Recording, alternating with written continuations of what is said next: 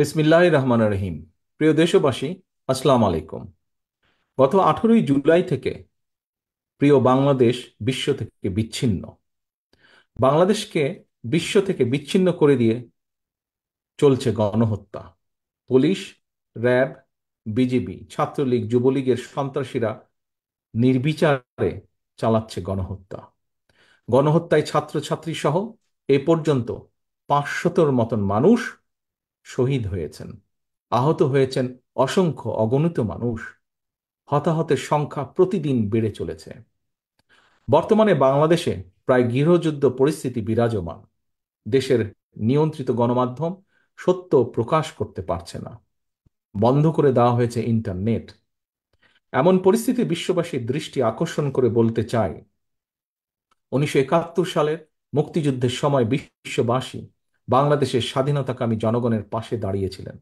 বর্তমানেও বাংলাদেশের চলমান গণহত্যা বন্ধে নিরস্ত্র জনগণের পাশে দাঁড়ানোর জন্য বিশ্ব বিবেকের কাছে জানাই উদাত্ত আহ্বান।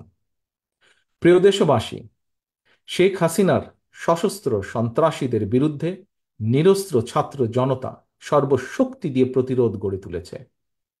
পুলিশ, র্যাব, বিজেপি কিংবা ছাত্রলীগ, যুবলীগের সন্ত্রাসী বাহিনী লেলি দিয়েও গণ আন্দোলনকে দমনে শেখ হাসিনা ব্যর্থ হয়েছে চূড়ান্তভাবে।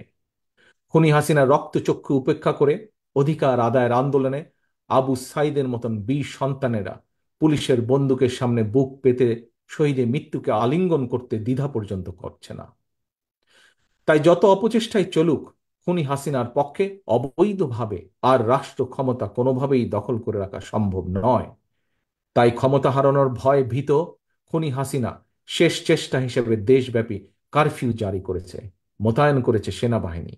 বাংলাদেশের পক্ষের সর্বস্তরের জনগণের প্রতি আহ্বান, আপনারা তথাকথিত কারফিউ ভেঙে দখল নিন রাজপথের। সেনাবাহিনীর কর্মকর্তা এবং সদস্যবৃন্দ, খুনি হাসিনা কারফিউ জারি করে সেনাবাহিনীকে রাজপথে দেশের ছাত্রছাত্রীর মুখোমুখি করে দিয়েছে।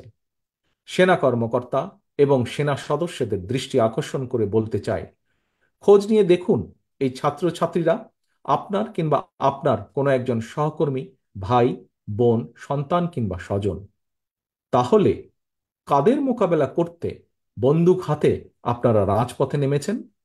মনে রাখবেন, দেশের সার্বভৌমত্ব হুমকির মুখে পড়লে আজকের এই ছাত্রছাত্রীরাই আপনাদের সহায়তায় জীবন বাজি রাখবে। সেনা পরিবারের একজন সদস্য হিসাবে, একজন বীর মুক্তিযোদ্ধার সন্তান হিসাবে আমি আপনাদের উদ্দেশ্যে আরো বলতে চাই, দেশের গণতন্ত্রপ্রিয় জনগণ সেনাবাহিনীর কথা বলার সময় দেশপ্রেমিক শব্দটি ব্যবহার করে।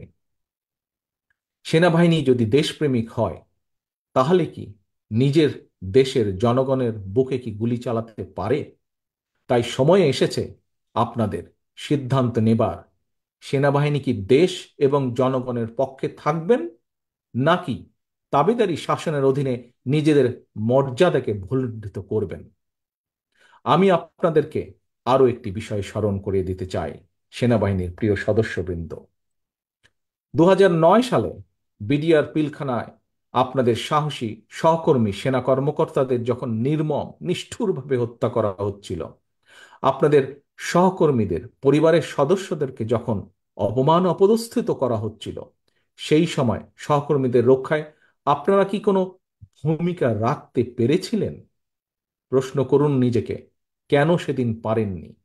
কখনো কি নিজের বিবেককে জিজ্ঞেস করেছেন আপনাদেরকে কেন সেই সময় ব্যারাক থেকে বেরিয়ে আসার অনুমতি পর্যন্ত দেওয়া হয়নি? আজ এত বছর পরও কি আপনারা আপনাদের সহকর্মীর হত্যার সুষ্ঠু বিচার পেয়েছেন? হত্যার বিচার না হয় দূরেই থাক, তাবেদার স্বৈরাচারের কাছে সহকর্মী হত্যার বিচার সাহস কি আপনাদের আছে? সেনাবাহিনীর সদস্যবৃন্দ, নিজের বিবেককে জিজ্ঞাসা করুন, কেন আপনারা সেই সাহস আজ হারিয়ে ফেলেছেন? আপনাদের প্রতি আহ্বান, জনগণের বুকে বন্দুক তাক করবেন না, দেশের জনগণের বিরুদ্ধে দাঁড়াবেন না, ছাত্রছাত্রীদেরকে ভয় দেখাবেন না। আজকের এই গণশত্রু হাসিনা, খুনি হাসিনা অবৈধ ক্ষমতার লিপ্সা মেটাতে এই ইউনিফর্মের অমর্যাদা করবেন না। ব্যারাকে ফিরে যান, অরক্ষিত সীমান্তে সতর্ক নজর রাখুন।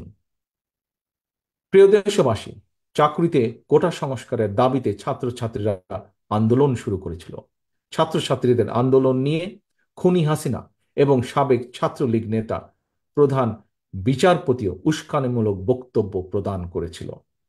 আন্দোলনকারী ছাত্র জনতা তাই খুনি হাসিনা কিংবা এই প্রধান বিচারপতির আদালতকে বিশ্বাসই করে না। সুতরাং খুনি হাসিনাকে রক্ষার জন্য আদালত কি রায়, এই নিয়ে জনগণের মোটেও মাথা ব্যথা নেই।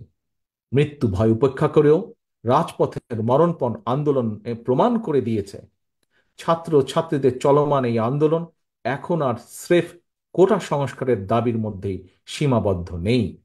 ছাত্রছাত্রী, অভিভাবক এবং দেশের আপামর জনগণ কোটা সংস্কারের পাশাপাশি চায় রাষ্ট্র সংস্কারও। প্রতিটি হত্যার চায় বিচার।